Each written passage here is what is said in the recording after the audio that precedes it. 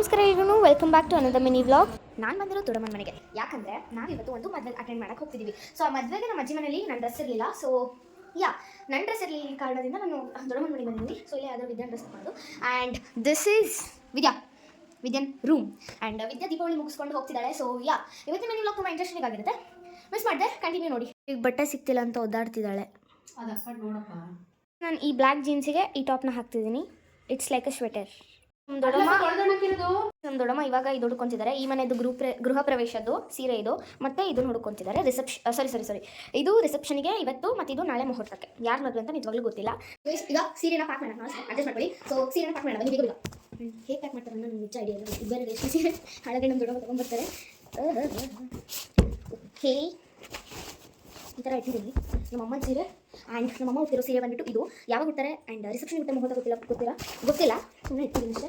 So ನೀವು ಈ ಡ್ರೆಸ್ಸಲ್ಲಿ ಯೋಚನೆ ಮಾಡ್ತಿದ್ದಾರೆ ಯಾಕೆ ಲವ್ ಮಾಡ್ತಿದ್ದಾರೆ ಅಂತ. ಸೊ ಯಾಕಂದರೆ ನಾನು ಒಂದೇ ದಿನದಲ್ಲಿ 2 ಶೂಟ್ ಮಾಡಿದ್ದೀನಿ. ನೀವು ನೋಡಿರ್ಬೋದು ಅಮೆಝಾನ್ ಸೀರೀಸ್ 2 ಅಲ್ಲಿ ನೋಡಿರ್ಬೋದು. ಸೊ ಪಾರ್ಟ್ ಆಯಿತು.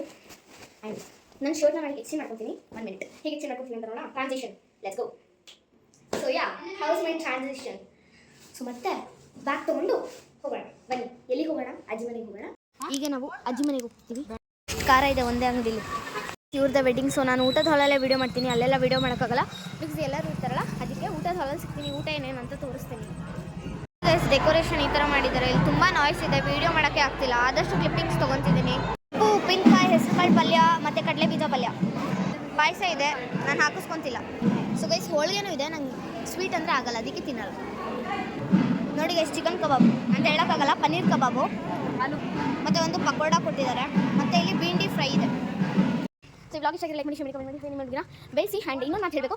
ಸೊ ಅನ್ನೋ ಪದನ ನಾನು ಇನ್ಮೇಲೆ ಆದಷ್ಟು ಕಮ್ಮಿ ಮಾಡ್ತೀನಿ. ಬಿಕಾಸ್ ಎಲ್ಲ ರಿಲೇಷನ್ ಹೇಳಿದ್ದಾರೆ ಯೂಸ್ ಮಾಡಿಬಿಡಿ ಆ ವರ್ಡ್ನ ಜಾಸ್ತಿ, ಬಿಕಾಸ್ ಇದು ನೋಡೋಕ್ಕೆ ಕೇಳೋಕ್ಕೆ ಚೆನ್ನಾಗಾಗಲ್ಲ ಅಂತ. ಸೊ ನಾನು ಆ ಎಸ್ ಓ ಅನ್ನೋ ವರ್ಡ್ನ ಆದಷ್ಟು ಕಮ್ಮಿ ಮಾಡ್ತೀನಿ. ಮತ್ತೆ ಸಿಗುವ.